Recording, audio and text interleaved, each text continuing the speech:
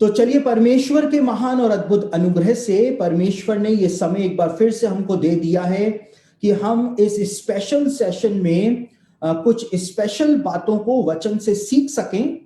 और आज मेरा विषय जो है वो भी स्पेशल विषय ही है। आज कई सारे जवान जो हैं, कई सारे लोग जो हैं, मसीही विश्वासी जो हैं, वो इस विषय को लेकर के बहुत ज्यादा परेशान हैं। आत्मिक जीवन के अंदर जो असफलताएं एक विश्वासी को मिलती हैं, जो अपने आत्मिक जीवन में आगे बढ़ना चाहता है, या आत्मिक जीवन के अंदर जो असफलताएं, भौतिक जीवन के अंदर जो असफलताएं एक जवान विश्वासी को मिलती हैं, जो परमेश्वर की सेवा करना चाहता है, उन उन असफलताओं के कारण एक विश्वासी जो होता है वो हताश हो जाता है, निराश हो जाता है, और उसके जीवन के अंदर उसको एक सही मार्ग नहीं मिल पाता है। वो परेशान रहता है कि मेरे साथ वास्तव में ऐसा क्यों हो रहा है।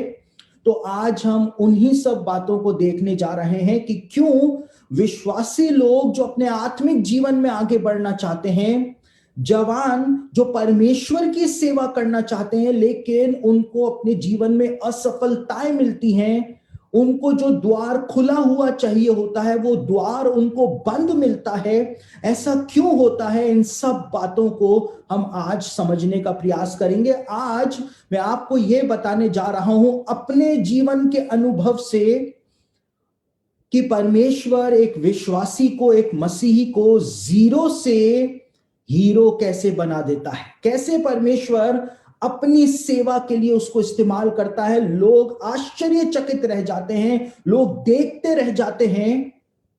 उन सब बातों को आज हम देखने और जानने जा रहे हैं। लेकिन उन सब बातों को समझने से पहले हम अपने आज के संदेश की बुनियाद को डालेंगे, और बुनियाद को हम डालेंगे कुछ वचनों के द्वारा जो पाए जाते हैं भजन संहिता, उसका 105 अध्याय, भजन संहिता 105 अध्याय, और उसके 17 से लेकर 22 वचन मैं इस समय आपके सामने पढ़ रहा हूं, जहां पर हमारे आज के संदेश की थीम जो है वो पाई जाती है। यहां पर लिखा हुआ है, परमेश्वर के बारे में बताया हुआ है, उसने यूसुफ नामक एक पुरुष को उनसे पहले भेजा था, जो दास होने के लिए बेचा गया था। लोगों ने उसके पैरों में बेड़ियां डालकर उसे दुख दिया। वह लोहे की सांकलों से जकड़ा गया। जब तक कि उसकी बात पूरी ना हुई, तब तक यहोवा का वचन उसे कसौटी पर कसता रहा। तब राजा ने दूत भेजकर उसे निकलवा लिया, और देश देश के लोगों के स्वामी ने उसके बंधन खुलवाए।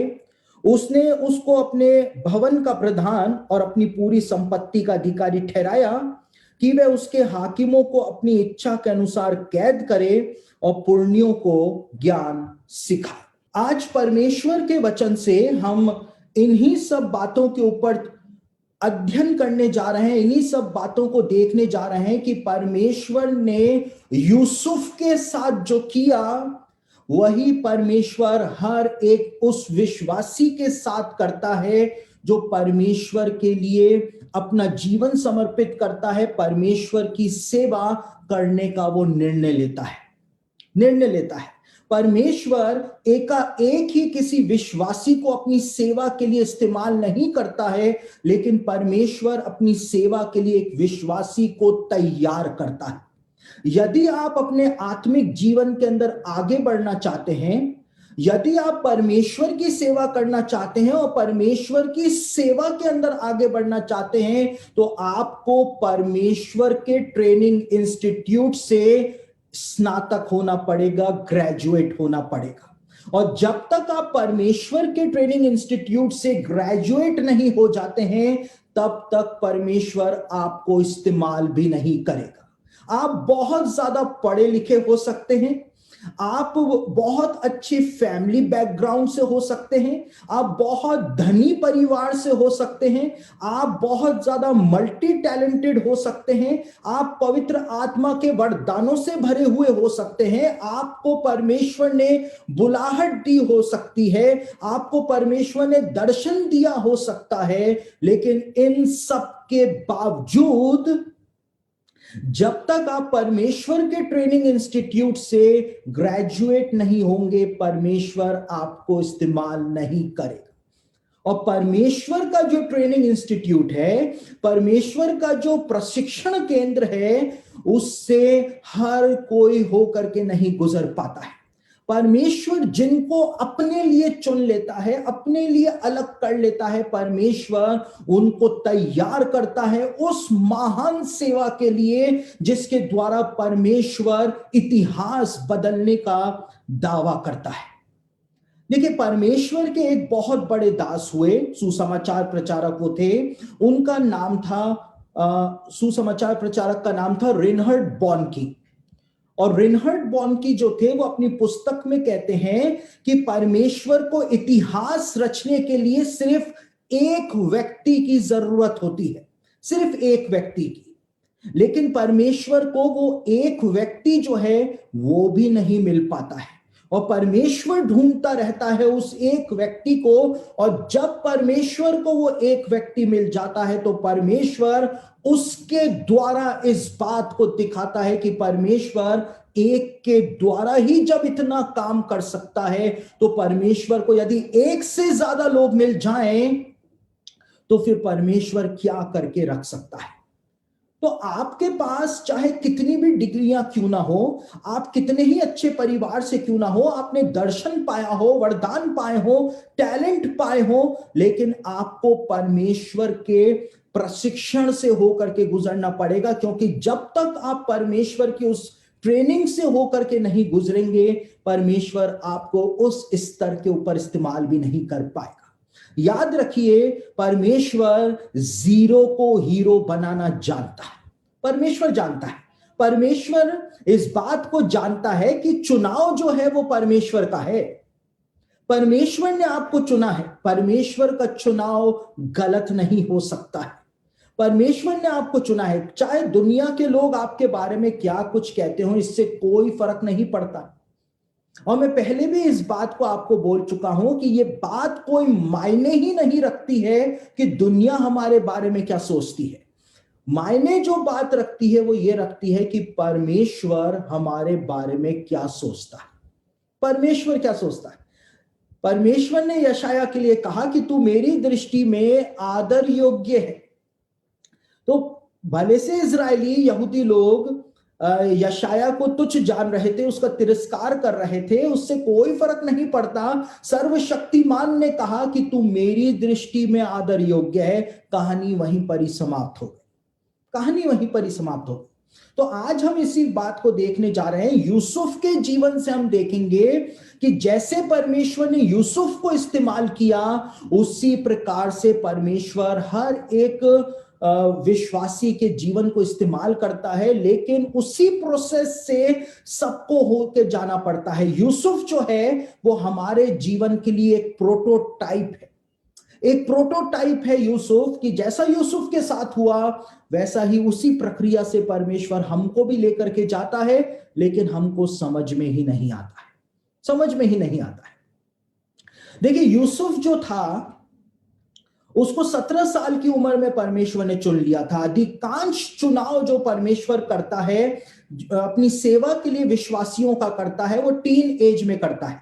मैं ऐसा नहीं कह रहा हूं कि अगर आगे की एज में परमेश्वर चुनाव करे तो वो चुनाव सही नहीं है, मैं ऐसा नहीं बोल रहा हूं।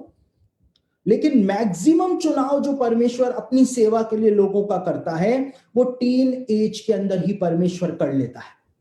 और यूसुफ जो था उसको परमेश्वर ने चुन लिया था। यूसुफ को परमेश्वर ने एक वरदान दे दिया था कि यूसुफ को सपने आते थे। यूसुफ सपनों का अर्थ बता सकता था। यूसुफ के पास एक वरदान था। और यूसुफ जो था अपने पिता का प्रिय था।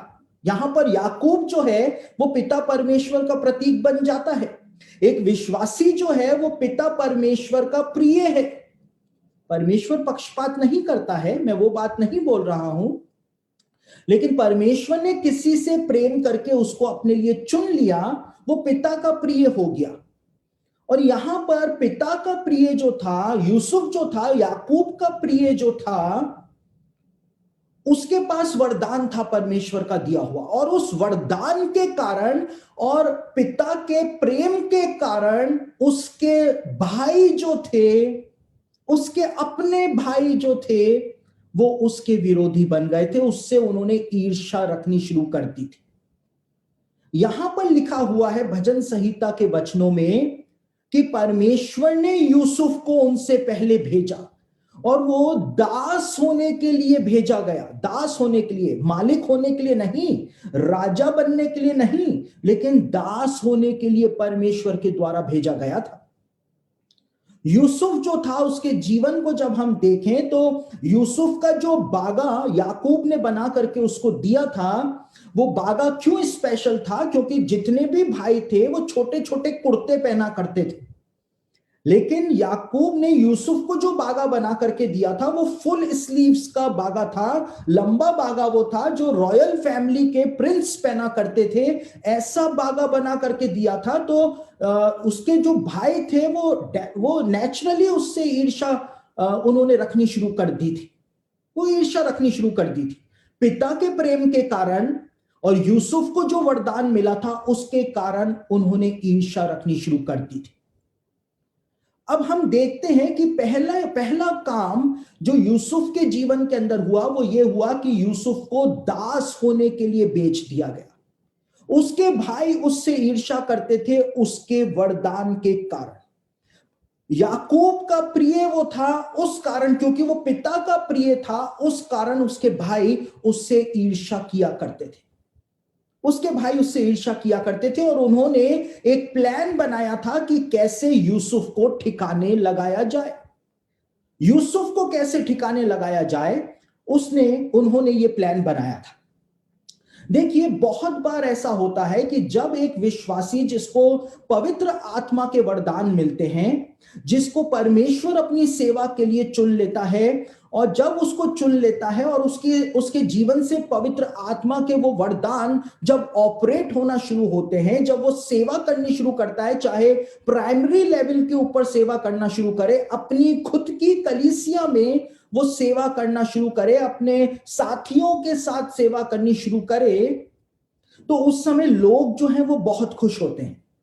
कलीसिया के लोग, मसीही भाई लोग, मसीही बहन लोग, वो बहुत खुश होते हैं कि देखो एक जवान जो है वो प्रभु की सेवा में आ रहा है, और वो इंकरेज करते हैं कि आप सेवा में आगे बढ़ो।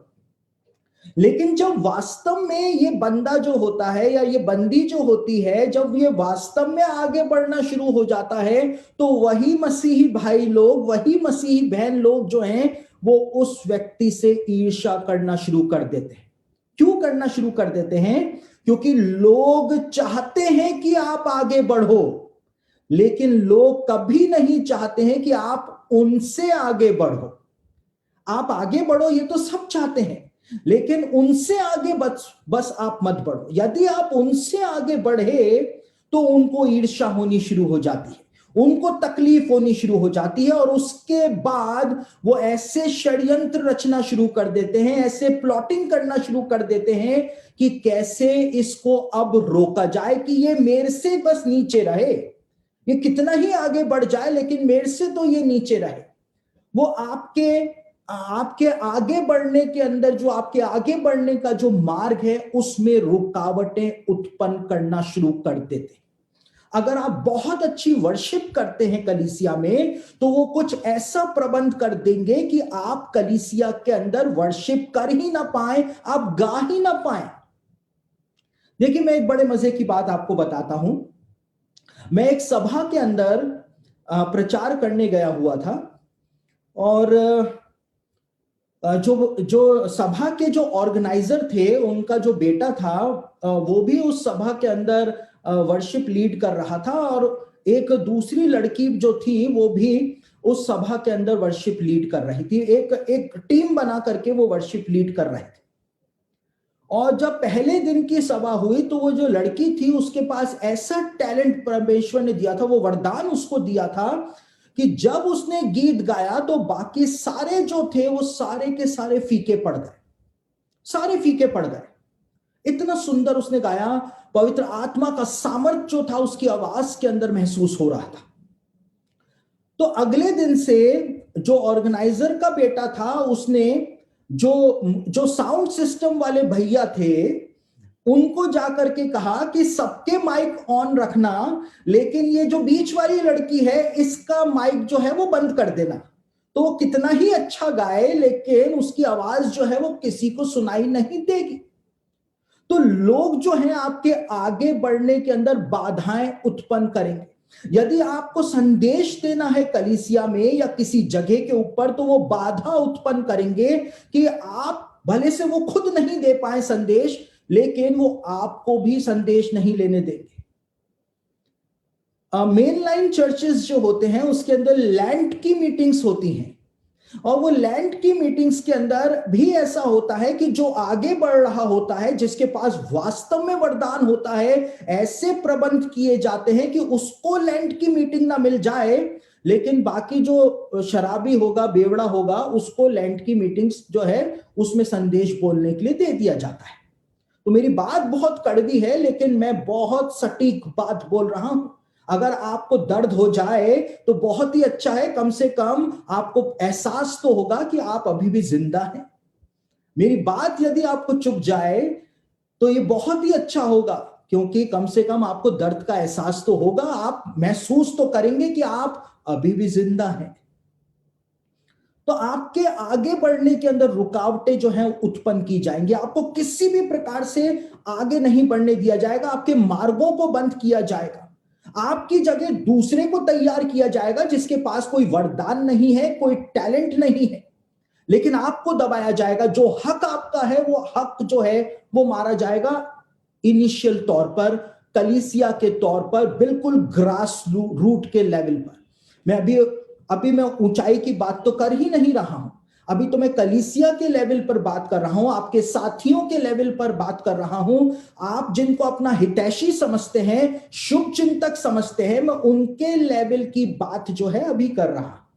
अभी तो यहां पर सिर्फ उनकी ही बात जो है वो मैं कर रहा हूं। उसके बाद लोग जो हैं वो आपको हताश करेंगे, निराश करेंगे आपकी अपनी बातों के द्वारा। लोग जो हैं, आप जिनको अपने लिए अच्छा समझते थे, वही लोग जो आपको कहा करते थे तुम आगे बढ़ो, तुम आगे बढ़ो, वही लोग जो हैं वो अपनी बातों के द्वारा आपको निराश करेंगे, निराश करेंगे। वो इस प्रकार से दिखाएंगे कि आप किसी भी लायक नहीं है, आप जीरो हैं भाई। आपसे अच्छे अच्छे लोग तो कलीसिया में पहले से ही है, आप क्या हो, अभी तो आए हो।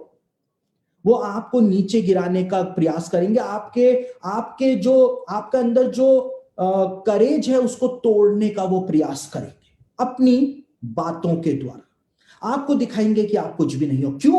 क्योंकि उनको पता है जब उन्होंने आपके मुंह से संदेश को सुना, परमेश्वर के वचन को सुना, जब उन्होंने देखा आपको वर्शिप लीड करते हुए, जब उन्होंने देखा आपको प्रार्थना करते हुए, जब उन्होंने देखा कि आपकी प्रार्थना से वास्तव में परमेश्वर का सामर्थ प्रकट होता है, तो वो इस बात को जान गए कि इसको रोकना जरूरी है। अगर इसको नहीं रोका तो ये मेरे से भी आगे निकल जाएगा, ये मेरे से भी आगे निकल जाएगी, और इसको रोकना बहुत जरूरी है। तो वो अपनी बातों के द्वारा आपको डिप्रेस करने की कोशिश करेंगे। देखिए, जब संदेश कोई बोलता है, जिस व्यक्ति को परमेश्वर ने चुना है, मैं सबकी बात नहीं कर रहा हूं, सब तो पता नहीं क्या कुछ बोल जाते हैं, लेकिन जिसको परमेश्वर ने अपनी सेवा के लिए चुना है, जब वो संदेश बोलता है तो लोगों की आत्माएं अंदर से हिल जाती हैं, उनके चेहरे की हवाइयां जो है वो उड़ जाती हैं। चाहे कलीसिया के लेवल के ऊपर ही हम बात करें, ऐसा होता है। और जब ऐसा होता है तो दूसरे लोग जो जीवन में कुछ भी नहीं कर पाए, वो उससे ईर्ष्या रखना शुरू कर देते हैं। ये मेरे साथ हुआ, ये आपके साथ हुआ, ये और नए जवानों के साथ होगा, लेकिन उस सबसे बढ़कर ये यीशु मसीह के साथ भी हुआ, ये यीशु मसीह के साथ भी हुआ था। तो हम तो कहीं पर भी नहीं अड़ते हैं। यीशु मसीह के साथ भी ऐसा हुआ, जब यीशु मसीह प्रचार करता था तो लोग कहा करते थे कि हमारे जो शास्त्री हैं, जो सरदार हैं, उन्होंने भी कभी ऐसी बातें तो बोली ही नहीं जैसी बातें ये बोलता है। यीशु मसीह के संदेशों के द्वारा जो शास्त्री और फरीसी थे वो यीशु मसीह के दुश्मन बन गए थे। यीशु मसीह के वरदानों के द्वारा शास्त्री और फरीसी व्यवस्थापक जो थे वो यीशु मसीह के दुश्मन बन गए थे। उन्होंने आपस में बोलना शुरू कर दिया था, क्या तुम्हें दिखाई नहीं देता है, कुछ तो करो, संसार उसके पीछे हो चला है। अरे दुनिया ने उसको मानना शुरू कर दिया है, कुछ तो करो। लोग समझना शुरू कर देते हैं कि इसको नहीं रोका गया तो मेरा फेम कम हो जाएगा, मेरी पूछ कलीसिया के अंदर कम हो जाएगी अगर मैंने इसको नहीं रोका। और उसके लिए वो बहुत सारी बाधाएं जवानों के, विश्वासियों के मार्ग के अंदर उत्पन्न करना शुरू कर देते हैं, बदनामी करना शुरू कर देते हैं, बातों को पकड़ना शुरू कर देते हैं।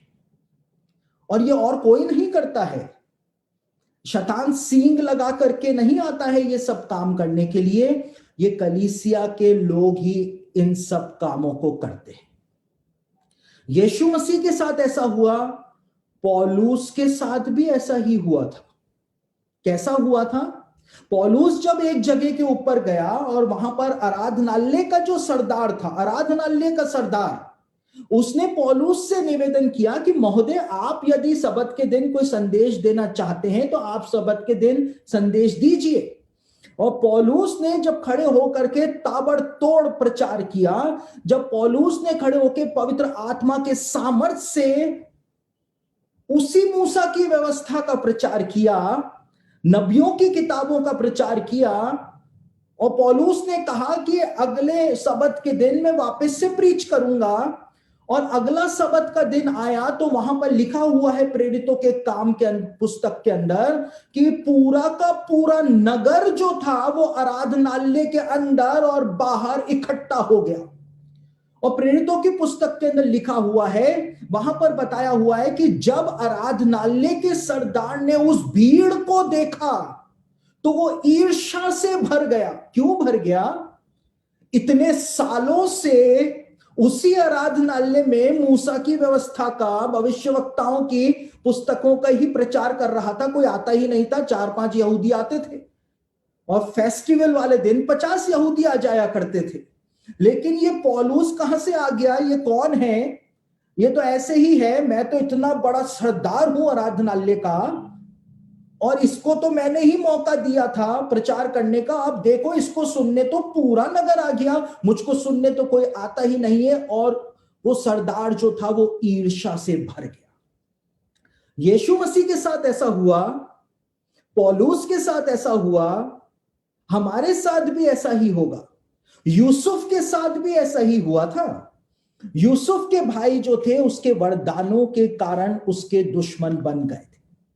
वरदानों के कारण, जो परमेश्वर का चुनाव होता है, परमेश्वर का अभिषेक जो होता है, उसके कारण लोग जो है वो ईर्ष्या करनी शुरू कर देते हैं, क्योंकि उनके पास वो चीज नहीं होती है और इस वजह से उनको ईर्ष्या होनी शुरू हो जाती है। ईर्ष्या होनी शुरू हो जाती है कि मैं तो इस्तेमाल हो नहीं पाया, फिर ये ऐसे कैसे इस्तेमाल हो रहा है, ये मुझसे ज्यादा आगे निकल जाएगा तो इसकी पूछ होनी शुरू हो जाएगी। यीशु मसीह ने एक दृष्टांत सुनाया। यीशु ने कहा कि एक खेत था और उस खेत के अंदर मालिक जो था उसने मजदूरों को रखा, काम करने के लिए रखा, और मालिक ने कहा कि पूरे दिन काम करो, मैं तुमको 1 दिनार दूंगा। उसके बाद जब खेत का स्वामी बाहर निकला तो आधे दिन के अंदर उसने कुछ मजदूरों को सड़क के ऊपर खड़ा हुआ देखा और उसने कहा कि तुम यहां पर क्यों खड़े हुए हो, मेरे खेत में जाओ और जो सही लगेगा वो शाम को मैं तुमको दे दूंगा, मजदूरी दे दूंगा। और उसके बाद शाम होने से 1 घंटे पहले वो स्वामी जो था वो वापस से निकला और कुछ मजदूरों को उसने खड़े हुए देखा और उसने कहा कि भाई तुम पूरे दिन यहां पर क्यों खड़े हुए थे, मेरे खेत में जाओ और जो सही लगेगा वो मैं तुमको मजदूरी दे दूंगा। और उसके बाद जब मजदूरी देने का टाइम आया तो स्वामी ने अपने जो मुंशी था, जो अकाउंटेंट था, उसको ये बात बोली कि जो सुबह से आए और जो शाम तक आए सबको 1-1 दिनार दे दो। तो जब जो शाम को 1 घंटे रहते हुए आए थे उनको 1 दिनार मिला, तो जो सुबह से काम कर रहे थे वो उन्होंने सोचा कि जब इनको ही 1 दिनार मिला, यानी कि हमको तो 10 दिनार मिलेंगे। और जब उनको भी 1 ही दिनार मिला, तो ये सुबह से जो काम कर रहे थे ये स्वामी के ऊपर बुड़बुड़ाने लगे। और स्वामी ने इस बात को कहा कि क्या मैंने 1 दिनार नहीं ठहराया था? तो मैंने 1 दिनार ठहराया था, वो तुमको दे दिया। मेरे माल के साथ मैं जो चाहे सो करूं, तुम कौन होते हो? और यही बात जो है वो परमेश्वर आज भी कलीसिया के हर एक विश्वासी को बोल रहा है। हर एक विश्वासी को बोल रहा है। कोई अभी आकर के एकदम से आगे जब बढ़ना शुरू हो जाता है तो लोग उसको रोकने का प्रयास करते हैं। लोग उसको रोकने का प्रयास करते हैं कि मुझको, मैं तो आगे नहीं बढ़ पाया इतनी जल्दी, ये कैसे इतनी जल्दी आगे बढ़ रहा है, उसको रोकने का प्रयास करते हैं। और परमेश्वर कहता है कि मेरा माल है, मेरा अभिषेक है, मैं किसी को भी दूं, तुम कौन होते हो? मैं किसी को भी आगे बढ़ाऊं, तुम कौन होते हो? लेकिन लोग जो हैं वो द्वार बंद करने में लगे रहते हैं, बाधा उत्पन्न करने में लगे रहते हैं। जवानों को, मसीही जवान जो है जिनको परमेश्वर ने अपनी सेवा के लिए चुना है, उनके जीवनों को बाधा से पूरी तरह से लोग भर देते हैं। और कलीसिया के लोग ही ऐसा करते हैं, कोई और आकर के ऐसा नहीं करता है।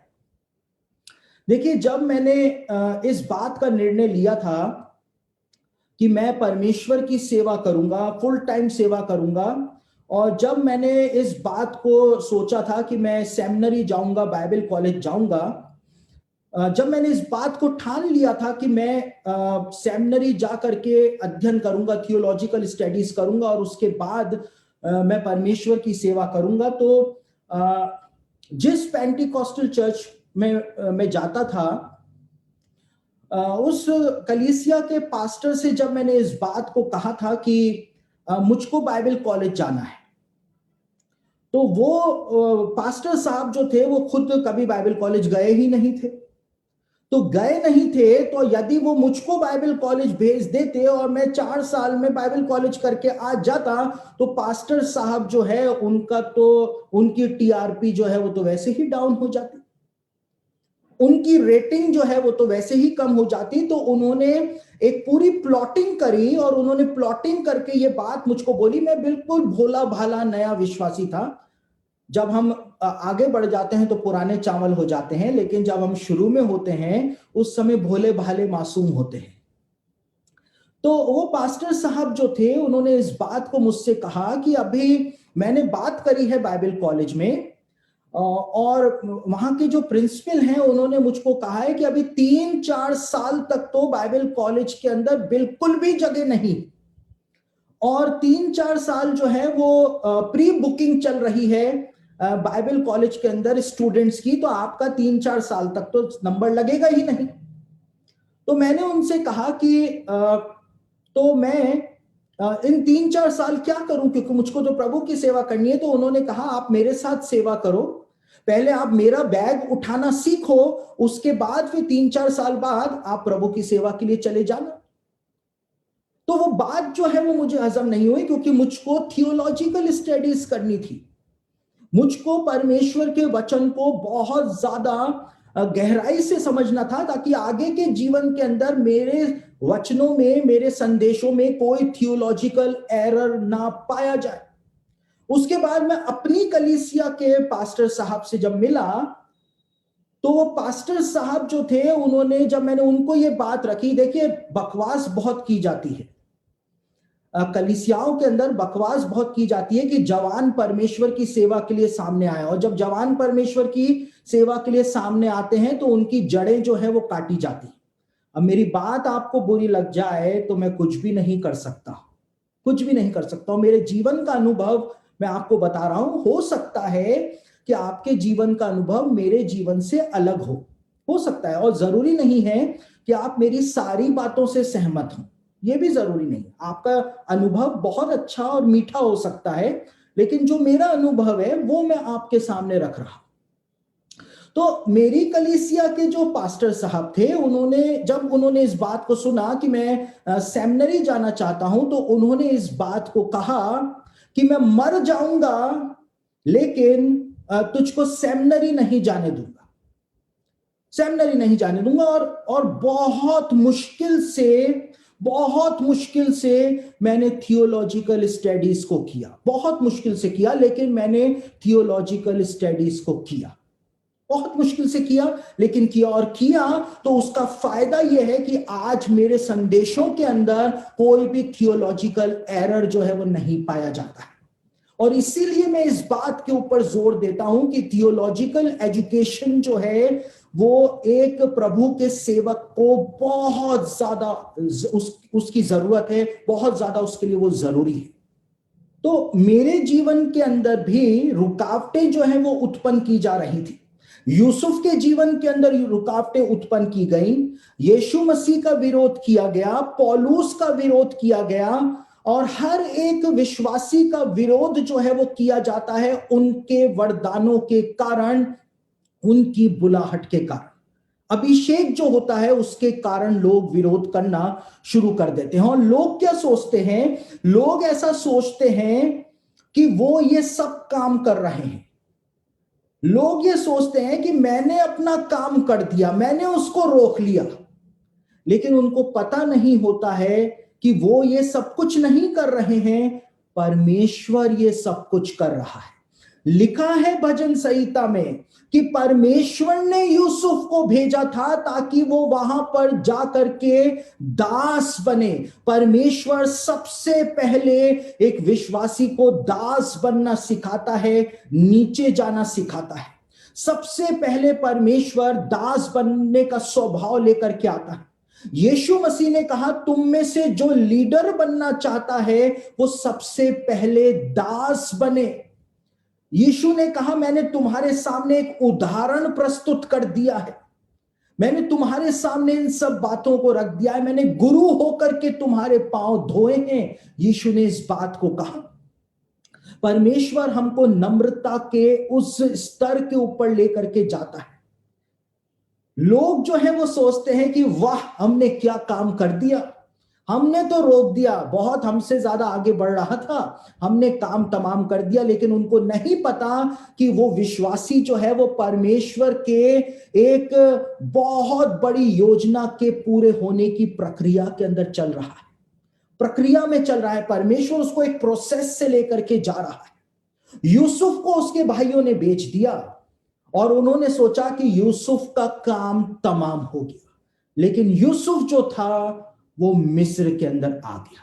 और जब मिस्र के अंदर आ गया तो यूसुफ अब परमेश्वर की उस प्रक्रिया के अंदर जब आगे बढ़ रहा था, जो अपने आप को सोचता था कि परमेश्वर ने मुझको सबके ऊपर बॉस बनने के लिए बुलाया है, वो एक घर के अंदर नौकर बन जाता है, नौकर बन जाता है। और जब नौकर बन जाता है वहां पर भी लोगों को चैन नहीं मिलता है। नौकर है घर का, लेकिन वहां पर भी चैन नहीं मिलता है। अरे उससे वो ओहदा तो छीन लिया, उसको आगे बढ़ने नहीं दिया, उसके मार्गों के अंदर रुकावटें उत्पन्न कर दी, उसको उसके साथ सब कुछ बुरा भला कर दिया, लेकिन उसके बावजूद लोगों को चैन नहीं मिलता है। नौकर बना दिया उसको, लेकिन वहां पर भी उस पर झूठे आरोप लगा दिए गए।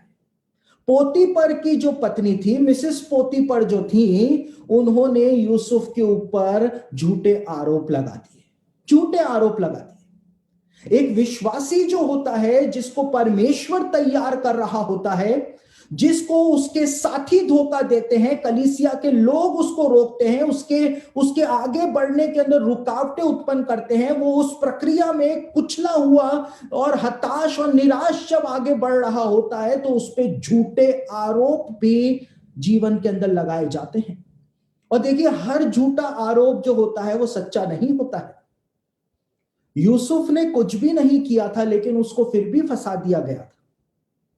और ऐसा बहुत सारे विश्वासियों के साथ होता है। जब मैंने इजाबेल वाला आपका लेसन लिया था कि कैसे इजाबेल की आत्मा काम करती है, मैंने तब भी ये बात आपको बताई थी कि कैसे प्रभु के सेवक जो होते हैं उन पे झूठे आरोप लगाए जाते हैं। ठीक है, तो यूसुफ के साथ ऐसा हुआ, और यूसुफ के साथ तो हुआ ही हुआ, पौलुस और बरनबास के साथ भी ऐसा ही हुआ था।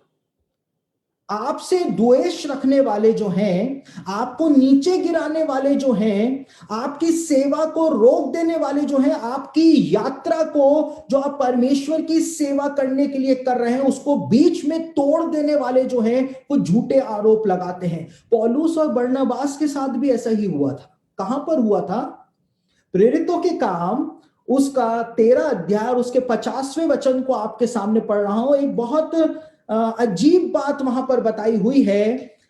शायद आप लोगों ने उस बात के ऊपर कभी ध्यान नहीं दिया होगा, लेकिन पौलुस के साथ और बरनबास के साथ भी वैसा ही हुआ था। यहां पर लिखा हुआ है प्रेरितों के काम उसका 13 अध्याय उसके 50वें वचन में कि पौलुस और बरनबास का विरोध करने वाले यहूदी लोग जो थे उनके लिए बताया हुआ है। परंतु यहूदियों ने भक्त और कुलीन स्त्रियों को और नगर के प्रमुख लोगों को उकसाया और पौलुस और बरनबास के विरुद्ध उपद्रव करवाकर उन्हें